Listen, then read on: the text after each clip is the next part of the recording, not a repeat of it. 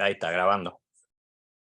Bueno, amigos, qué placer y qué honor estar con el legendario promotor Bob Arum, un hombre que es miembro del Salón de la Fama, un hombre que ha hecho grandes peleas en historia del boxeo. La historia del boxeo no se puede escribir sin Bob Arum. Well, my friends, we are here with the legendary promoter, Bob Arum. The history of boxing came right without talking about Mr. Bob Arum. Thank you, Mr. Bob, for being with us this couple of minutes. And we want to start asking you about the meeting that you have with Robeisy Ramírez. What motivates you to speak with Robeisy, to meet with Robeisy, and have a time with him? Well, we certainly knew about his exploits as an Olympian. He won 2 gold medals, and that takes a lot of skills. But what clinched it for us was we have a fighter, very good fighter, Shakur Stevenson, who lost to Ramírez in the Olympics. He won a silver, and Robeisy won the gold. And Shakur said, "You must sign him. Not only is he a great fighter, but he's a terrific person." When you signed Robeisy, he lost the first fight. And I ask you, did you lose some faith in Robeisy after that first fight, that loss?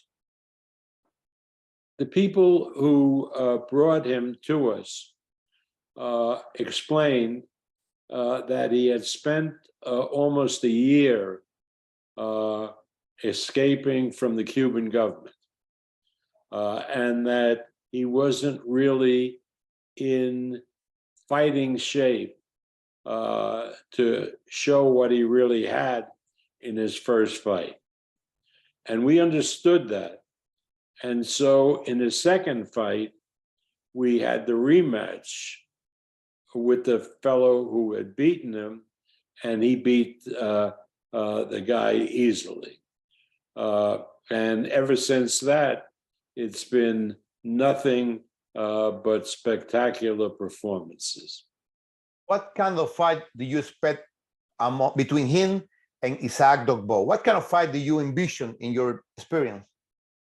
Well, we've been promoting Dogboe, who's the African boy who's been living in the United States, lovely boy. We've been promoting him for a number of years. And we know that he is very talented and that he is very aggressive as a fighter.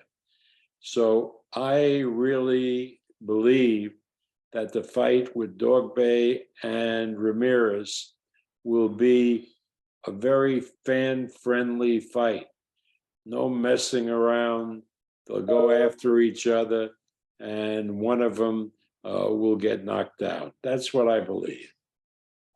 I spoke with Robeisy, and he told me that you mentioned maybe a defense of the title in Miami. And I know you promoters, some are very worried of Miami. Miami is difficult. But let me tell you that Robeisy is really well loved by Cuban here in Miami. Is possible a defense of the title for Robeisy here in Miami? Yes. I mean, the whole history of Cuban boxers in Miami has not been good because the community never embraced any of them. And even though they were outstanding, Rigondeaux, Gamboa, Casamayor, they never could attract the crowd. But we understand that Robeisy is different, that he has a lot of fans in Miami, a lot of Cubans. And I remember the fight that I was most successful promoting in Miami was not with a Cuban fighter, but a Nicaraguan fighter, Arguello, when he fought Aaron Pryor. And we did that fight in the old Orange Bowl stadium, and we did close to 30,000 people. So I know there's a fan interest, And nothing would please me more than to, if Robeisy is successful, to have his first title defense in Miami.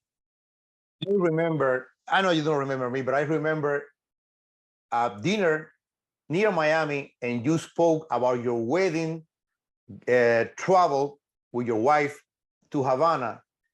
I think it was 1958, something like that.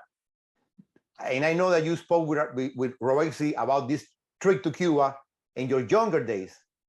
Yeah, it was not with my wife.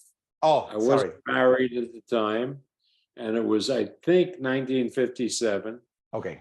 And I visited Havana, Cuba, with a number of friends, and it was obviously a completely different place. Beautiful, beautiful architecture, and we just had a great time. We were all single men, and it was a fun place. Now, about 10 years ago, my wife and I went on a mission to go back to Cuba, and it was something organized by the Jewish community in Las Vegas, and we brought medical supplies and everything for the. I remember the Jewish community had a commissary which they supplied this medicine to the public, and we spent about a week in Cuba, and I was absolutely shocked to see these beautiful, beautiful buildings now in total disrepair. I had never seen anything like it. It was almost like a bomb had landed in Havana, particularly on the waterfront. Those mansions on the waterfront were all crumbling down. So that really made me very sad. But I remembered my first visit to Havana so many years before, so I regaled everybody on this last trip talking about the Tropicana Hotel and how great it was. And we indeed, the second time we went to the Havana, to the Tropicana Hotel, but it wasn't the same as it had been in the 50s. Well, Mr. Bob, thank you for these minutes. And in a personal note, I just want to say that hopefully someday we see Robeisy fighting in Cuba Libre, in another Cuba, and different Cuba.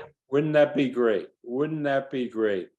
Because, you know, the Cubans are great people, and they've been living this nightmare. You know, the original cause was Fidel Castro and his whole idea of government. And hopefully that'll change, because it's such a beautiful, beautiful island. I mean, the beaches and everything. It could be one of the great tourist destinations in the world. Thank you, Mr. Bob. Thank you. Good luck to you. And we hope to see you promoting the biggest fight in the world. We'll see you before the end of the year in Miami, I'm sure, in putting on a fight for Robeisy in Miami. Thank you so much. Take care. To talk to you.